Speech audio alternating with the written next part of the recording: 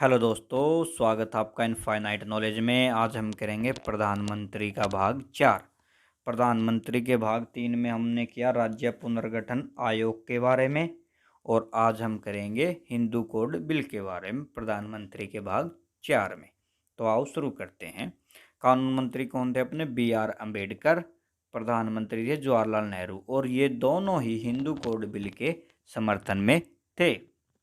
Hindu code bill क्या था, इसके बारे में जान लेते हैं। हिंदुओं के समाज में उनके रीति रिवाजों में उनकी कौन सी शादी सही है, कौन सी गलत है, और पुरखों की जायदाद में किसका हक कितना है, तलाक कैसे देना है और किसको देना है, ये हक अब कानून को दिए जा रहे थे। ठीक है भाई, कानून तय करेगा भाई कौन सी शादी गलत है और जायदाद में किसका हिस्सा किसको देना है, और तलाक कैसे देना, ये सभी एक इनके लिए कानून बना रहा था। उसी को हिंदू कोड बिल कहा। सबसे पहले संविधान सभा में 1949 में जवाहरलाल नेहरू ने हिंदू कोड बिल लाने की बात कही थी। सबसे पहले जिक्र कब हुआ? 1949 में। और उनके साथ थे डॉक्टर B.R. अम्बेडकर, जो कानून मंत्री थे। और उनका मानना था, या वो चाहते थे कि समाज में बदलाव हो और समाज के लोग ही वो बदलाव कर सकते हैं। परंतु इसका विरोध भी हुआ। विरोध में परंतु इस बिल का कड़ा विरोध हुआ, क्योंकि हिंदुओं को लगा कि सरकार उनके अंदरूनी मामले के साथ छेड़छाड़ कर रही है। 1949 में इस बिल का विरोध संसद में होता है और मामला रुक जाता है। हिंदुवादी संगठन बिल के विरोध में थे, जो यानी उस टाइम के हिंदुवादी संगठन थे और जो हिंदुवादी नेता थे, वो इस बिल के विरोध में थे। फिर B.R. अम्बेडकर ने 1951 में फिर संसद में बिल लेकर आए, परंतु तब भी इसका विद्रोह हुआ। नोट: डॉक्टर श्यामा प्रसाद मुखर्जी, जो नेहरू की कैबिनेट से इस्तीफा दे देते हैं और जनसंघ की स्थापना कर देते हैं। डॉक्टर श्यामा प्रसाद मुखर्जी भी इस बिल के खिलाफ थे। उन्होंने विरोध किया कि बिल का, और कहा एक ही धर्म के लिए कानून क्यों, इंडियन सिविल कोड क्यों नहीं, और अभी चुनाव भी नहीं हुए थे, तो इतना बड़ा कदम क्यों। यानी डॉक्टर श्यामा प्रसाद मुखर्जी का कहना था कि एक ही धर्म के लिए यानी हिंदुओं के लिए ही ये बिल क्यों लाया जा रहा है, या तो फिर इंडियन सिविल कोड लाएं पूरे भारत वासियों के लिए। और अभी चुनाव भी नहीं हुए हैं, आप चुनकर भी नहीं आए हैं नेहरू जी, तो आप अभी से इतना बड़ा फैसला क्यों ले रहे हैं? पहले चुनाव होने दे, उसके बारे में जनता अगर आपको इजाज़त देती है फिर इस पे एक्शन लें, उनका ये मानना था। फिर 1951 में विरोध के कारण हिंदू कोड बिल पास न हो सका, तो ये वहीं पर रुक गया।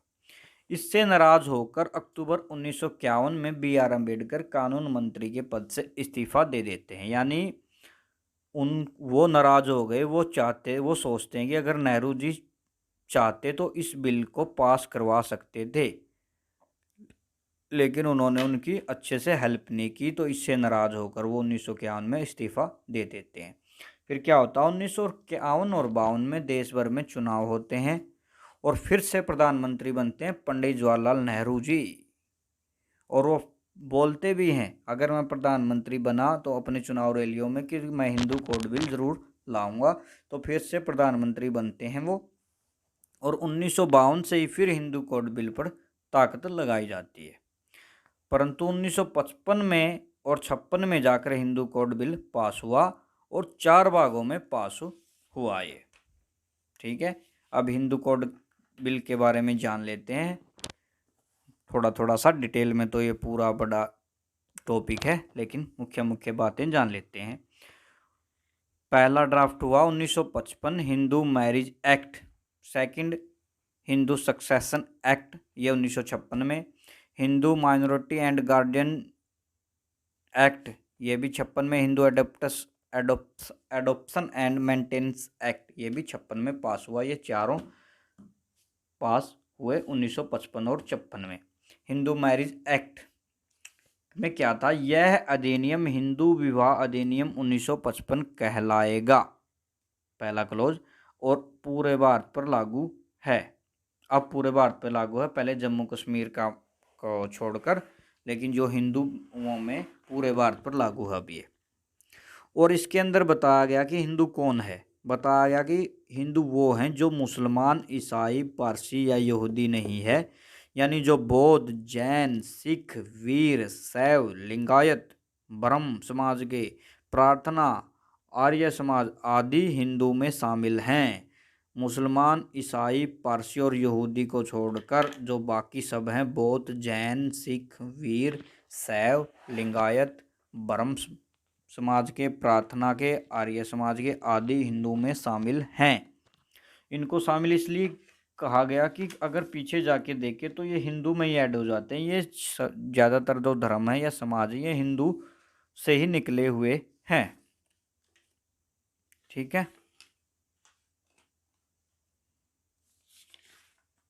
कोड में तय किया गया कि हिंदुओं में एक विवाह चलेगा, यानी मोनोगेमी होगी अब से। प्रावधान भी दिया गया यदि कोई पुरुष बायोगामी यानी बहुविवाह करता है तो आईपीसी की धारा 494 के अनुसार 7 साल की जेल और 7 साल की जेल, और शादी की दूसरी पत्नी से छिपा लेता है और शादीशुदा है तो 10 साल की जेल। यानी सिंपली समझे, अगर शादी कर लेता है तो 7 साल की जेल, और शादी करके छुपा भी लेता है दूसरी पत्नी से भी, शादी किए हुए ना बताया, तो फिर 10 साल की सजा होगी। ठीक है। फिर सेकंड प्रावधान था इसमें तलाक का प्रावधान दिया गया सेक्शन 13 में, और आवश्यक का विवाह माता पिता की अनुमति से होगा, ये भी बताया गया। फिर नेक्स्ट है हिंदू सक्सेशन एक्ट 1956 का हिंदू उत्तराधिकार अधिनियम। ये संपत्ति से संबंधित था। पहले क्या होता था, पहले संपत्ति मिलती थी बेटों को, यानी पुरुषों का अधिकार रहता था संपत्ति पे। फिर हो गया यूनिफॉर्म सिस्टम लागू हिंदुओं पर, महिलाओं को संपत्ति में अधिकार मिला, यानी अब्सोल्यूट राइट मिला, वो अपनी संपत्ति को बेच भी सकती थी इस एक्ट के अनुसार। प्रावधान किया गया शुरू में कृषि की संपत्ति में हिस्सा नहीं दिया, और न शादीशुदा को हिस्सा दिया, क्योंकि भाई फिर लोगों ने या उस टाइम सोचा कि शादी के बाद तो इसको वहाँ मिल जाएगा हिस्सा। और भाइयों को बहनों के हिस्से को खरीदने का हक दिया माता पिता की मृत्यु के बाद, यानी जो अगर बहनों को बेचना है हिस्सा तो वो उसको भाई ही खरीद सकते हैं, ऐसा प्रावधान किया गया। ठीक है। फिर आगे चलकर इस पर संशोधन हुए। 2005 ईस्वी में हिंदू अमेंडमेंट सक्सेशन एक्ट आया, जिससे महिलाओं को पिता की संपत्ति में पूरा हिस्सा मिला। प्रॉपर्टी कोई भी हो, चाहे खेत की हो, कहीं भी हो, यानी जो पिता की प्रॉपर्टी है, अगर 2 बहनें और 1 भाई है तो वो उन तीनों में विभाजित होगी। ठीक है। और वो अपनी संपत्ति को बेच भी सकती हैं, कुछ भी कर सकती हैं, यानी उन पर उसका प्रॉपर हक हो जाएगा जो उनका हक है। अर्जित संपत्ति किसी को भी दे सकता है, पर पैतृक संपत्ति विभाजित होगी भाई बहनों और उसकी माता पिता के बीच। ठीक है। ये है सिंपली समझे तो, जो जैसे कोई पिता अपनी दादा से, अपने पिता से मिली हुई संपत्ति है, वो तो उसको अपने बेटों में देनी होगी या फिर डिवाइड करेगा। अगर उसने खुद से कमाई है, कोई चीज़ अलग से ली हुई है, तो वो बेच भी सकता, किसी और को भी दे सकता, वो किसी को भी दे सकता है। ठीक है। लेकिन जो पिता की संपत्ति है वो भाई बहनों में जरूर विभाजित होगी। फिर नेक्स्ट था हिंदू माइनॉरिटी एंड गार्डिशन एक्ट। यह भी 1956 में पास हुआ। इसमें बताया गया कि माइनर कौन है। 18 साल तक कोई माइनर है, बेटा हो या बेटी। ठीक है। और अगर बेटा हो और अनमैरिड डॉटर है तो उसका गार्डियनसन यानी संरक्षक कौन है, फादर।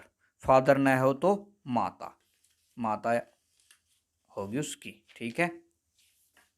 और यदि कोई अवैध संबंध से पैदा पुत्र है, यानी अविवाहित पुत्री है और पुत्र है, तो उनका संरक्षण प्राथमिक तौर पर माता, दूसरा पिता। प्रावधान किया गया इस एक्ट के अनुसार। शादी हो गई महिला की तो उसका संरक्षक किसको है, कौन है, पति माना जाएगा। उसकी देखरेख कौन करेगा, पति। फिर नेक्स्ट है हिंदू अडॉप्शन मेंटेनेंस एक्ट 1956 में पास हुआ। यो भी अडॉप्शन का मतलब होता है गोद लेना। प्रावधान, बच्चा और गोद लेने वाले माता पिता के बीच 21 साल का गैप हो, ऐसा प्रावधान किया गया। फिर एक और टर्म है, जो बच्चा पहले है वो उसी लिंग का बच्चा नहीं ले सकते। जैसे यदि पहले लड़का है तो लड़का नहीं लड़की गोद ले सकते हैं, अगर लड़की है तो लड़का ले सकते हैं, अगर दोनों नहीं हैं लड़का या लड़की तो कोई भी गोद ले सकते हैं, ऐसा प्रावधान किया गया। मेंटेनेंस की यानी जिम्मेदारी, वाइफ हस्बैंड की जिम्मेदारी उठाएगा आय के हिसाब से, बच्चों की भी और माता पिता के लिए भी, सभी के लिए प्रावधान बनाए गए थे इस एक्ट में। और इस तरह 1955 और 56 में हिंदू कोड बिल पास हुआ नेहरू जी के नियंत्रण में। ठीक है। फिर दूसरा आम चुनाव होता है 1957 में। दूसरा आम चुनाव हुआ, इस चुनाव में भी कांग्रेस पार्टी को विजय प्राप्त हुई। लोकसभा की कुल सीटें थी 494, कांग्रेस पार्टी ने 371 सीटें जीती इसमें, और भारतीय साम्यवादी दल ने जीती 27, भारतीय जनसंघ ने 4, हिंदू महासभा ने 1, आज़ाद उम्मीदवार बने थे कितने, 39। तो फिर से प्रधानमंत्री कौन बन गए, पंडित जवाहरलाल नेहरू जी। Thank you. कोई भी डाउट हो कमेंट में बताएं, चैनल को लाइक सब्सक्राइब एंड कमेंट करें।